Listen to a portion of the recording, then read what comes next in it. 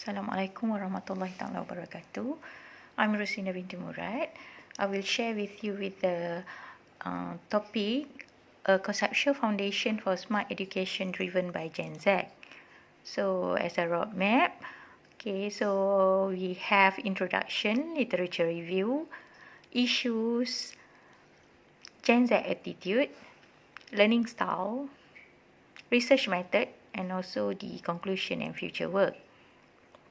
So basically, the enhancement, development of new technology enable learning process more efficiently, effectively, flexible, and comfortable. So this paper discuss a conceptual foundation of smart education driven by Gen Z, involving attitude and proposed learning style about their educational experience. Okay, so the literature review. There are several researchers that focus on this topic. So we have Huang 2014, Song 2013, which is claimed that smart learning is context aware ubiquitous learning. And then we have Zhu and Friend presented a concept of smart learning, basically divided into two, focusing on learners and content more than devices. And then effective, intelligent, tailored learning based on the advanced IT infrastructure. Jones and Friend propose the features of smart learning that is defined as self-directed, motivated, adaptive, resource-enriched, and technology-abandoned. And then European Commission stated that the Ministry of Education is actively engaging in discussion towards realization of Education 4.0 in school, as has been done year ago by the European United countries such as Australia. Smith and Nicholas 2018 identified the generation after millennial, Gen Z, which they define as people born from mid-1990s to the early 2000s, make up 25% of the US population, making them a larger cohort than the baby boomer. And then we have issue. So the issue here is focusing on the technique and approach being implemented in the common classroom environment, which is student is quite boring during learning. And then face-to-face classroom has somehow to change the virtual environment due to facts that teaching and learning can be dynamically transformed into the technological system. The attitudes of Gen Z started to know the internet and the web goes hand in hand with their age, since they are still small and they are introduced with social networking world since childhood, and they also capable apply all the activity in one time, which is multitasking. So the evolving to choose work and self-learning. And then the smartphone and social media are not seen as device and platform, but more in the course of life. 75% of the Gen Z is even interested in holding several positions at once in the company. So if it can speed up the career they are.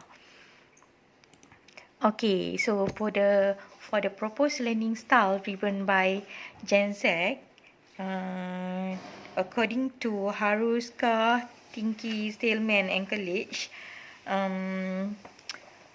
they identify Gen Z certainly have different learning style from the previous generation. The first one is learning by doing, which is experimental or practicing is more preferred than sitting in the class only. Therefore, teacher must be more creative in teaching. The second one, clear goal and fast feedback. So before learning, Gen Z must know the topic we'll learn and the expected result of the learning process. The third one is tutor like a friend. So Gen Z prefer and learn well if teacher can position themselves as their friend, teach in their personal approach, not to humiliating and not to intend to give the terrible impression. The fourth one is focus on audio learning. Okay, the parts of brain responsible for audio-visual capabilities is far more advanced. So it is necessary to make visual form of learning more interesting and effective and also enjoyable. Okay, the fifth one is learn through the gadget. Technological devices such as smartphone are the most commonly used tool of Gen Z in support in the learning process. So basically, average access duration can reach 15.4 hours per week.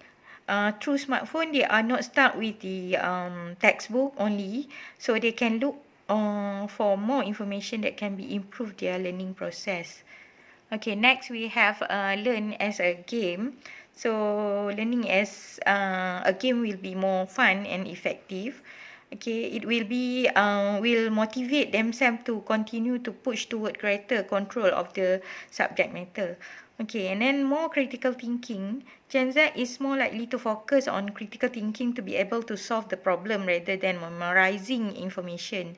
So the process of learning, they prefer and easier to understand the application of concrete concept than to be instructed to memorize the formula. Okay, multitasking, the last one. Gen Z include the multitasking generation. They can do variety of tasks at a time. Do not be surprised if someone from the Gen Z can learn many things at once. They are able to use 5 different media simultaneously at a time. With this will tend to have high level of creativity. Okay, and then research methodology, which is comprised into 4 phases, including design, conceptual study, data collection, qualitative empirical study, and also the development of the guideline based on the finding. So, as for the data collection method, through purposive sampling, so the questionnaire will be distributed to 400 respondents at higher institution. So, the data collection in the empirical and exploratory study will be analysed using appropriate statistical software or method. Okay, and then as a conclusion, the strategy and learning method of the new generation are clearly different from those of the previous generation, including what the lecturers have experienced among the students. So Gen Z students are very fluent in using technology and are always connected to the internet. These characteristics have to be investigated and utilized optimally for the effective of the learning process.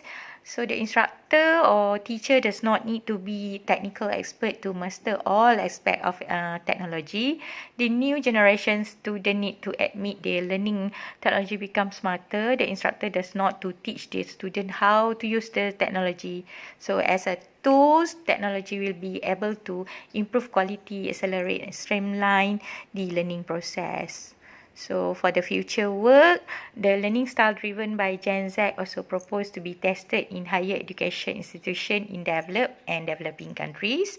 And then maybe creating new framework at higher education institution can measure the increase in the learning process in higher education. Okay, and then the last is our team. Me, myself, Roslinda binti Murad. And then the second one, Professor Dr. Sufyan, my supervisor. And then also my colleague Siti Faiza Misrum and also Mat Anafiza Yaakob. Alright, so Assalamualaikum warahmatullahi wabarakatuh.